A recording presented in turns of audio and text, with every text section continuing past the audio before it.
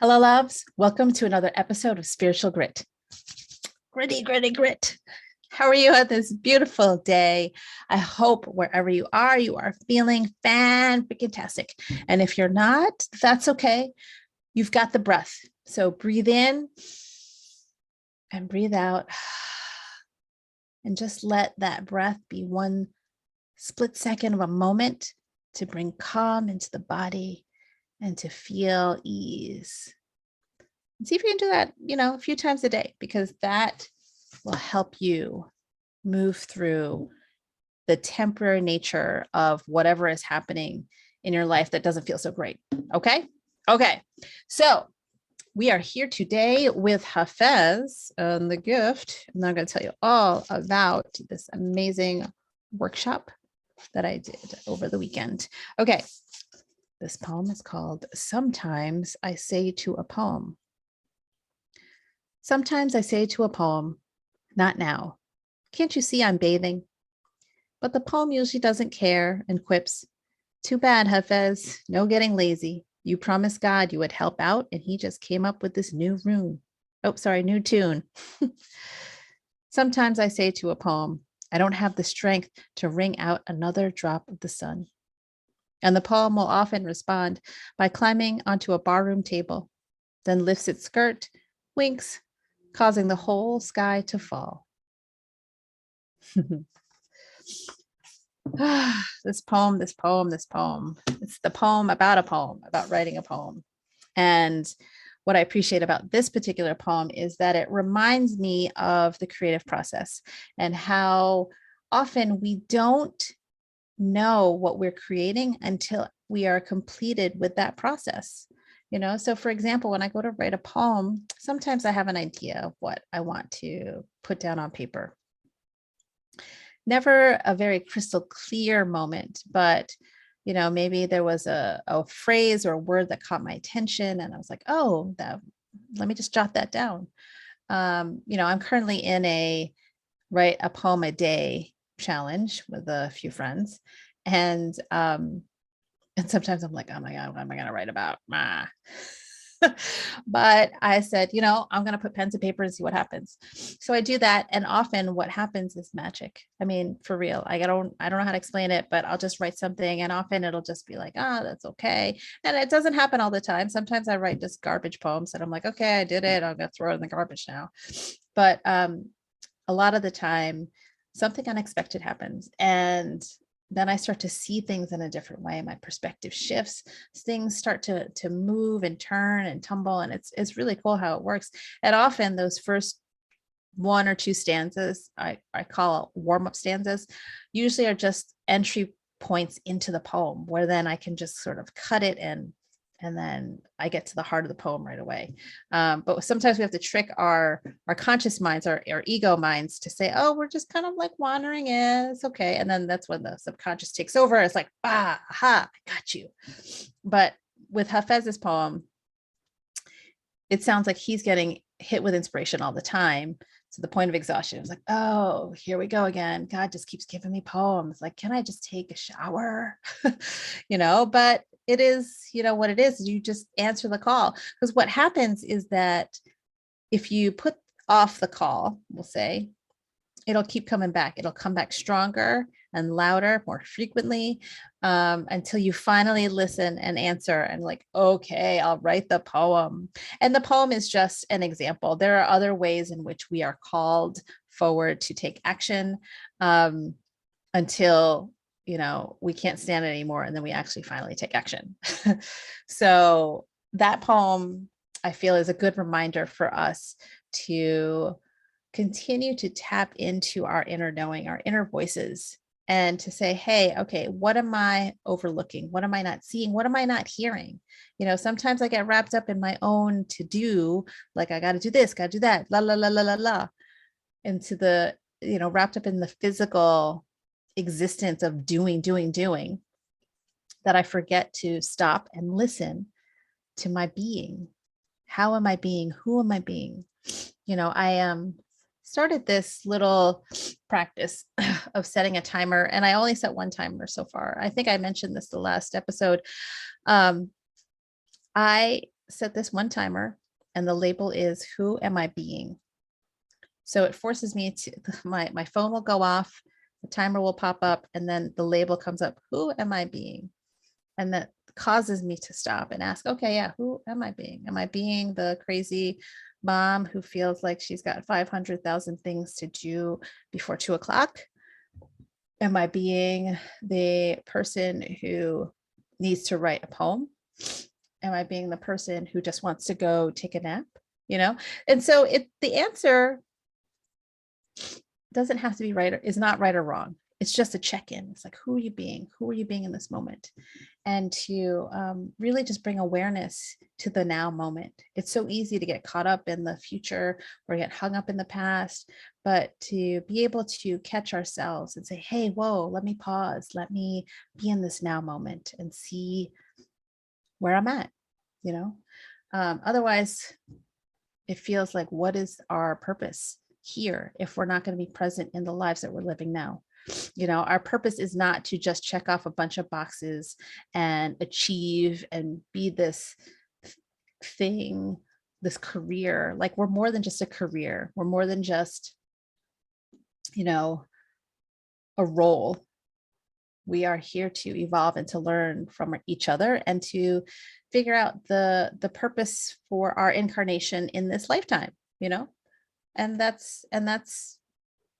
that can be done by checking in with yourself every once in a while. So I invite you to set a timer, for whenever you feel like you're caught up in things all the time, like maybe 12 o'clock noon. That might be fun to be like, oh, I'm in the middle of eating lunch or whatever. Oh, ding, ding, ding, ding. And you're like, oh, let me look at my phone. Oh, look, it's reminding me and asking me, who am I being today or right now in this moment?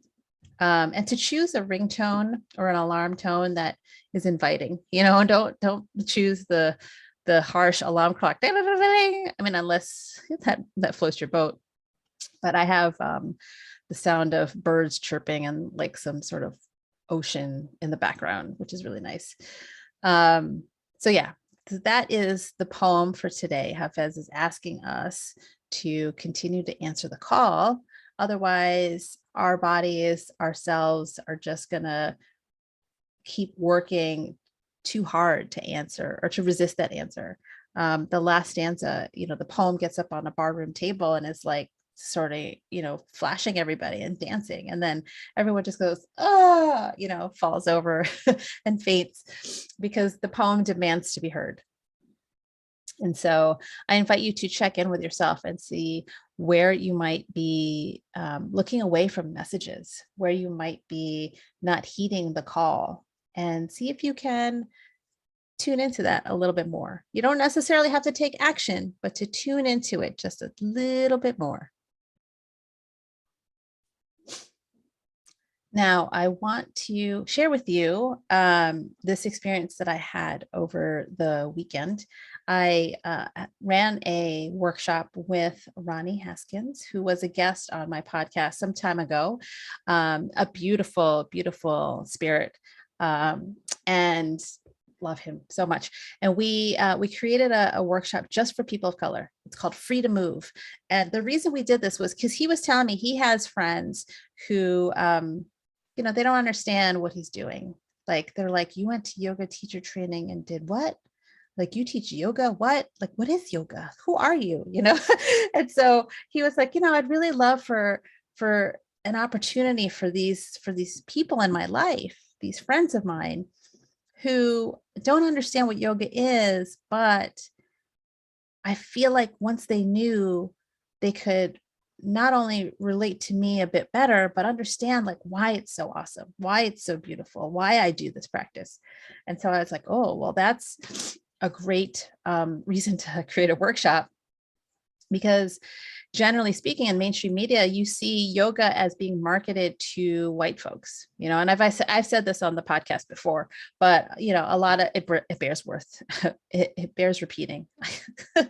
Sometimes I can't talk straight, but yeah, it bears repeating, where a lot of the yoga clothes, a lot of the marketing, the advertising, it all is messaged to white folks, usually thin white women, but for the most part, white folks, so people of color don't necessarily see yoga as an option for them. And it's not always a conscious thing, because advertising and marketing work on a very stealthy ninja way, like it's subliminally, like subconscious way, where we see, right, white people, but we don't see ourselves reflected into that. So we don't see that as an opportunity for us. For folks of color who come into the yoga communities, into practicing yoga and things like that, it feels like extraordinary circumstances. It feels like, I got into yoga because I was searching for something. I was looking and I didn't know where else to go. My relationship with the Catholic Church was not cutting it. Like I had at the time a great well, actually, no, not at the time. I didn't have a great community. It comes in waves. Like sometimes I have a great community, sometimes I don't. But I think at that time I did not have a great support system around me. And it's not even specific to Catholic Church, but just in general, I felt like I didn't have a really strong support system around me. I had moved to a new area and I was going through a lot of transitions. It was around my Saturn return. And so I was looking for something to guide me, to give me other opportunities for connecting with this thing that I couldn't quite place my finger on. I was like, what am I looking for? I'm looking for something, but I don't know what it is. Maybe I'm looking for my purpose, life's purpose, maybe a deeper meaning to life. I don't know, but I hear yoga is great. So let me go do yoga and see what happens. And when I said, let's go do yoga, I heard rumors that yoga is great for spirituality, but my understanding of yoga was that it was more of a physical exercise, like you go work out, you stretch, and you can be limber and stuff like that. And I was for a brief stint, a gymnast when I was a kid. I took gymnastics classes when I was in second and third grade, and I was very flexible, very limber. And I thought to myself, if I take yoga, then maybe I can get back to that flexibility, and that would be so awesome. I don't know what that has to do with, my life's purpose, but let's just go and see. And I'll say my first yoga class I did not like, and that was, just that was not a good decision. I went to a yoga class at a gym and it was, not cool. And it was in New York City and it was like this fitness club that I was like, a lot of white people there. And I just wanted to exercise. So I went and I ended up hurting myself because the instructor was not a good one, we'll say, for beginners. And that wasn't indicated on the schedule. So I didn't know any better. So I was like, no, yoga's not for me, Matt. And then I had a second experience with yoga where a housemate of mine was saying that yoga is like the best. She loves it. I should go. It'll be totally amazing and help me with graduate school, because I had just started my PhD at that time. And there's a lot of stress with that, of course. And so I was like, all right, I'll go to that class. And that just was like, again, full of white people.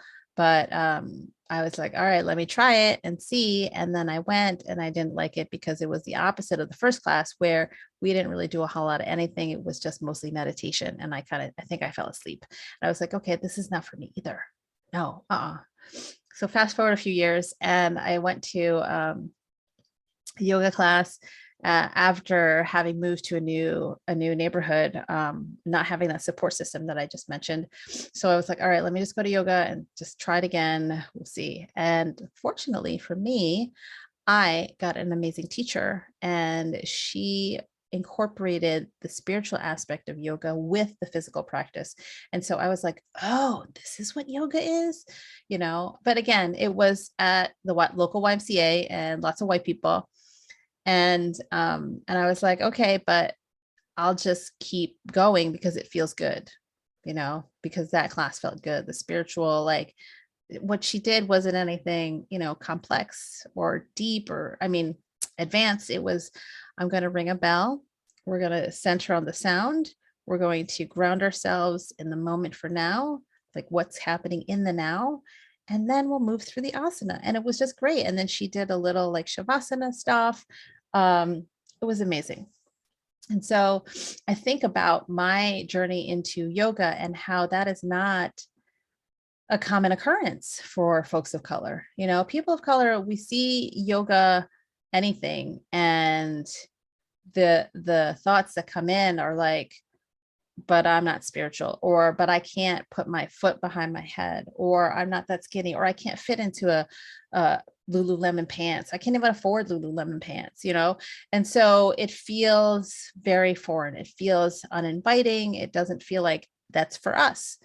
And I get it. I totally get it. And so when Rahnee came to me and said, hey, you know, a lot of my friends they don't know, you know, and I want to introduce them to that. And I said, yes, I want to introduce a whole lot of people of color to yoga. And how can we do that? So we created this workshop called Free to Move. And we just called it a movement workshop. We didn't want to call it yoga because it feels like it carries some kind of stigma with it. We didn't want to call it meditation. We didn't want to call it anything. We just wanted to put out an invitation to people of color to come move their bodies and feel what it's like to actually get a taste of freedom. Because as people of color, our bodies are always held a certain way. When we are in mostly white spaces, we are on alert. And it's so interesting because I've had conversations with white people about that and they don't believe me. And I'm like, and there you go. There you go. There is the systemic racism, the implicit bias that we are all trying to dismantle. And here you are oblivious. I even had this conversation with the person at the front desk the night of the workshop. You know, she's checking people in and she was like, oh, you know, I saw that you guys were doing this workshop and I so wanted to take it. And then I said, oh, I'm not a person of color. Okay, I can't take it. And she didn't understand why we were doing it just for folks of color. And I was like, well, you know, and I, you know, sometimes I wonder why I try to explain, because more often than not, white folks don't get it. They try, or at least they think they're trying to understand, but they just don't. And and subconsciously there's this refusal to understand. So she's like, I said, you know, it's really important I wanted to create, Rahnee and I want to create the space just for people of color because, you know, we're always on alert around white people. She's like, really? Really? And I was like, yeah, we have to act a certain way. She's like, no, you don't really, not here, you don't. And I'm like, oh my God, here we go. And I said, well, yeah. She's like, well, you know, I don't see it because I take 4 classes a week when I'm here. And there's always like a person of color or 1 or 2 in the room. So yeah. And I was thinking to myself, well, that's not the same as a room full of people of color, only people of color. Like the folks who come to those yoga classes, it takes a lot of effort to go do that, you know? And it's funny because I was just thinking like, how many of those folks of color in the classes that she's in, how many of them are Indian? Right. And I'm making this distinction because there are many Indians who grow up practicing yoga from the day that they're born, you know, and they go and they do their thing. I mean, yoga was born in India. So for Indians to come to a yoga studio, they might just be thinking, I want to go practice, you know, this thing that I've had in my life my whole time. And it doesn't matter to me if there are white people or not. This is my practice. You know, this is my yoga. Yoga was born in India, you know, that kind of thing. And so, I mean, that's what I suspect because I'm a little familiar with the clientele of this particular yoga studio. But yeah, but this woman kept insisting like, I don't get it.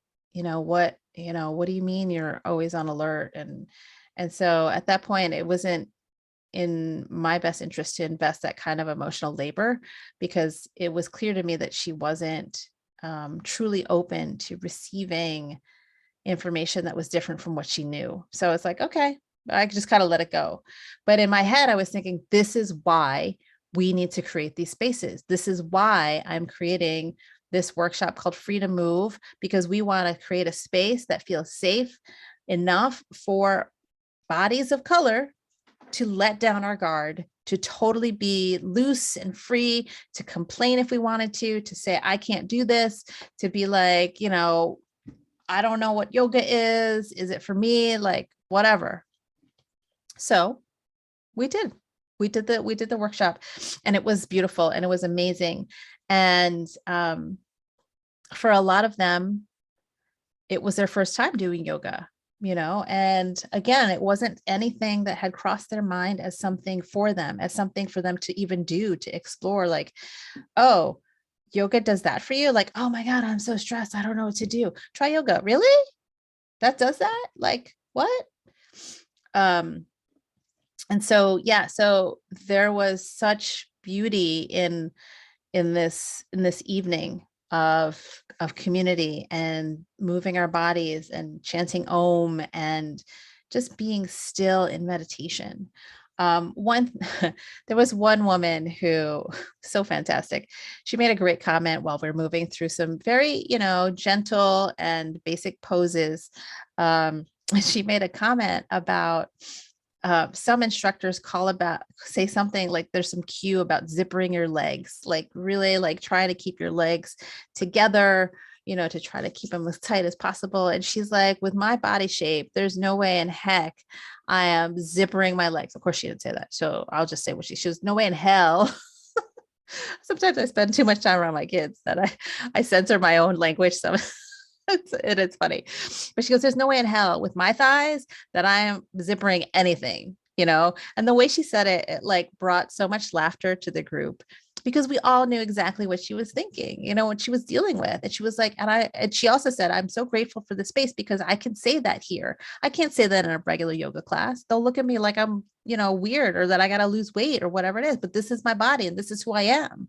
And I was like, yes, girls, preach, it was so good. And so that was just an example of how important it was, or it is still, to create communities just for people of color, especially when it comes to moving the body, because our bodies are communicating with us. And when we are taught to keep our bodies still, to keep our bodies in check, to hold them in tight when we're in predominantly white spaces, because we have to watch what we say or how we say it. We don't want to be too like out there or too other or too different, right? We want to fit in, we want to be heard, that kind of thing. Our bodies are like, whoa, no. We can't be holding like this, all constricted and closed in and expect to function properly. We need to let go. We need to let loose. We need to be who we are. We can't be like sucking your gut because you're supposed to be skinny when probably genetically your people were not, So important for us to create these spaces, right? And so I felt so much love, so much support, and everyone was just like, yes, this is interesting. And I had one friend who came, and she was like, I didn't know this was yoga. I just came because I'm Leslieann's friend and I came to support. I love it. But when she was doing it, she was like, oh my God, this is what my body's telling me. I now have this conversation with my body and I understand what it needs. And so now I have this information. What can I do with it? Maybe I'll try yoga a little bit more. Maybe I'll try meditation or whatever it is, or I can eat less sugar, or I can start to find ways to really alleviate the stress more effectively. The answer isn't always yoga. When your body's talking to you, you can try all different kinds of ways to address what it's asking of you, but to ignore it is like across the board, not a good idea. You could just exacerbate any illnesses you have, any chronic pains just get worse. If you don't have chronic pains, that's when you start to show up to have chronic pains, when you keep ignoring the messages that your body's telling you. But how can you know what your body's telling you if you're not listening? If you're too busy running around in your head, trying to check off the to-do list all the time, right? And so that's what this space, this free to move community building, community gathering is all about. It's making that space and that room and that time to say, hey, let's just breathe. Let's be still. although we weren't still the whole time. Let's take a moment to really check in with ourselves. Excuse me. To say, hey, body, how you doing? Are we doing too much? Is there anything that I'm holding in that needs to be expressed that I maybe don't want to hold in? I mean, I don't want to express. Yeah, there's stuff there that needs to be expressed, but I don't want to express it. And then the body says, well, if you don't express it, you're going to have some serious hip problems. So just saying. The body is a truth teller. The body is a truth teller. And so the focus of this workshop was to open up those communication lines between you and me and the body, because it's too easy to check out. It's too easy to numb ourselves out, whether it's alcohol, drugs, or food. I mean, when we turn to food, what are we doing? We're trying to look away from what our body's telling us. We're like, oh, we'll just feed it sugar. I mean, I do this, I'm not immune to that. When things get tough, sometimes I'm like, oh, let me just have some chocolate. Like, oh, look, that donut looks really good. Oh, what about that bear claw?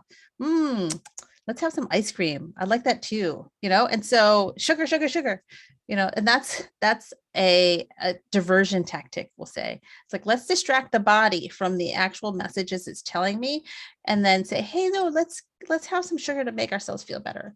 And so listening to the body is really key. And to check in, all right, what are my avoidance tactics? What are my numbing tactics? And you can move the body gently so that its messages can come in gently. We did that at this workshop where we moved slow. We tuned into our breathing. We checked out where the breathing was going. We did some chanting of Om and got to feel the vibrational effect of chanting. I mean, mantra is powerful. We have mantra every day. What are the messages that you're telling yourself in your mind? Mantra is not always like, I am light, I'm beautiful. Sometimes mantra is, I suck, I'm not worthy. Mantra is just a word. Mantra doesn't inherently mean it's a positive thing. It doesn't inherently mean that you say a mantra that you'll find enlightenment. No. A mantra is just something that you repeat to yourself over and over and over again, that the vibration of what you're saying to yourself then gets programmed into the cells, into the body. And then the universe responds to that. It's like, oh, that's the signal you're sending out. Okay, I will accommodate, because the universe is supportive, right? So if we start saying to ourselves, I'm not worthy, I'm not good enough, the universe is like, okay, coming right up. And the universe doesn't distinguish between right and wrong. It's strictly objective. It says, this is your thoughts, this is your belief system. I'm going to bring it to you and help support that for you. So if you keep saying I'm not worthy, then you're going to have situations in your life crop up that help reinforce that, because the universe is supporting you and the mantra that you've given yourself. So what is the mantra that you're giving yourself now? I am love, I am light. Okay, so maybe then all these fantastic things full of light appear in your life. And so this workshop was an invitation to that as well, to start taking a look at the mantras that we tell ourselves. So we experimented with Om and how that felt. Now, are there mantras similar to that we can create to keep that vibration, that like buzzy, like high vibe feeling in us? There are. So what are yours? And then we move through some slow yoga poses, gently easing into like some twists and some, openings and things like that. And it just felt good for everyone to allow themselves to explore, to say, hey, what can my body do? Can my body do this? No, but my body can do it on this side. So what is that? What message do I need to have? Maybe I don't lean on my right arm so much when I'm at a computer, for example, or maybe, according to some breathwork training I did with David Elliott, he says that the right side is an indication of your relationship with your maternal side, your mother, and the left side is towards your father. And so if you're leaning on the right, or if the right feels a little like wonky, maybe It's not definitive, but it's an invitation to explore that perhaps there is a message from your body to you about your relationship with your mother or your maternal side, your maternal lineage. Could be your ancestors as well, right? So to look into that, be like, okay, what other messages are there, right? So we're getting into some other levels of communication. It's not just in the here and now, but it could be generational, could be ancestral, through time and space. It's really cool stuff. But the point being that this was the starting point for a lot of folks that came to that workshop. It was a new awareness. And I will say there was one woman who was overwhelmed by emotion because it had been so long since she had been around her people. You know, she lives in a town that's predominantly white, and she was sharing that you know, she's Latina, and some of the Latinas in the area didn't want to connect for whatever reason, didn't want to get together. And so she's been lonely, you know, and when she came to this group, this community, she just felt so much love. She felt seen, and it was so powerful that she was just overcome with emotion that she started crying. And I thought it was beautiful for me to witness, because she was able to release out some pent up stuff that she had been carrying with her. And I feel and I sense that she has now like started this journey towards seeking. You know, she's always been looking for something and hasn't been able to find it, but I think this might have opened something up for her. But to be around community, it was crucial for that, because that moment, that sort of cracking open of the pent up stuff, wouldn't have happened had she not been in that community. She's been carrying this stuff around for a long time, you know, and if she could have done it in the community full of white people, it would have already happened, but it hasn't, because she had that safety of being in community with us, fellow brown folks, Black folks, you know, people of color. She felt like she could let her guard down a little bit.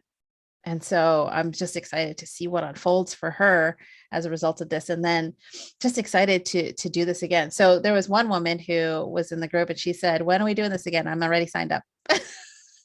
This is amazing. And I was like, oh, we haven't put it on the calendar. She's like, I don't care. Whatever it's happening, I'm there, you know? And then another woman said, I'm going to bring all my aunties, you know? So it sounds like we're going to do it again for sure, late January, early February, but it sounds like it's going to be so much fun. And I really look forward to it, because holding space for folks to actually feel held and safe and secure so that they can let their guard down, they can peel away the layers of conditioning, the layers of like, oh my God, I have to act a certain way because I'm in the company of white people.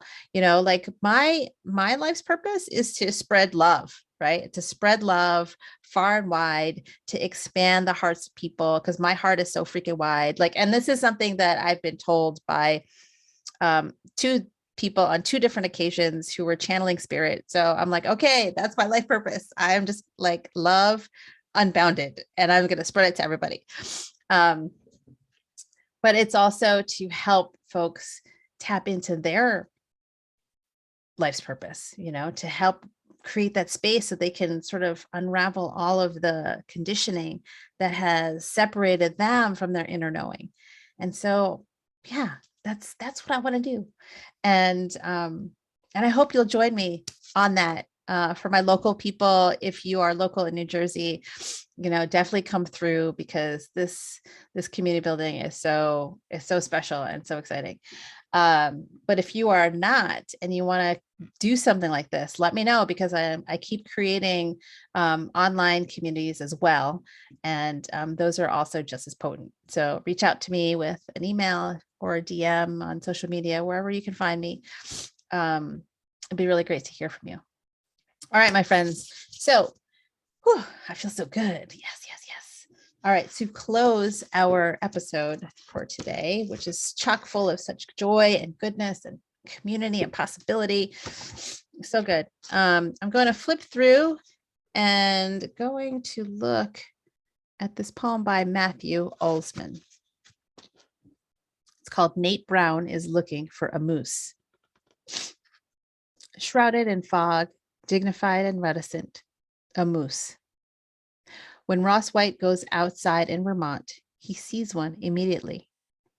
When Jamal May goes outside, he sees one as well, as if they are everywhere. But when Nate Brown goes outside, he sees only the absence of a moose, spaces where one might have stood but no longer stands. He's been hoping to see one for years, so he practices his moose call and nothing happens. He stands on tiptoe, on one leg, narrows his eyes. Nothing happens. What he has now is a mission, a quest, a calling that can't be denied. It's dusk and he stares into the dark. The world is full of dogwoods and elm trees, and behind the branches, 10,000 more, all leafy and stupid and yielding no answers. What do I mean? I mean, despite everything, we might search for something and never find it. When I was a teenager, several of my friends suddenly found God. I tried, but found only pocket lint and angst. The loser of some holy scavenger hunt, the last to cross the finish line, kneeling in church, whispering to heaven, "Dude, where are you?" What made it worse was everyone's conviction, the candles and prayer groups, their smugness of their repeating, "Well, if you look behind you and see only one set of footprints." What makes Nate Brown's quest equally different is how our friend at Chip Cheek leans back in his chair and says, "Oh man, out here they grow big as dinosaurs." And how Kellum Ayer's eyes fill with mist when she nods and says, "Yes, they're almost magical." And so a man goes back into the fields and tries not to move, goes out to the forest and tries not to move, goes down to the river and pretends he's part of that river. He is a stone, a branch, a fallen maple leaf. He is sort of patient, and he'll see this thing or hold his breath forever. I think of myself as a teenager and how I'm no different now. At home, my wife has a numbness, a weakness that spreads through her body, and no doctors can figure it out. When she sleeps, I'm afraid of everything, and I pray into her hair like I'm young again, on my knees in a church in search of an answer. Sometimes I go outside, and the dark is so prodigious, the way it remedies everything by covering everything. I like thinking of how my friend stares down this same darkness as if it will offer the index to some temporal secret. What we're looking for are miracles. Out there could be nothing. Or there could be antlers and hooves, lumbering mysteries. They plod across the quiet fields. Ooh. Boy, oh boy, oh boy. Let me tell you something. That poem, this is the Oracle of Poems, right? So fitting for what I just talked about as far as seeking, right? Oh my God, so much goodness. All right, I'll let you guys marinate on that one. And I will close this episode as I always do. The divine light in me bows to the divine light in you. Until next time, namaste.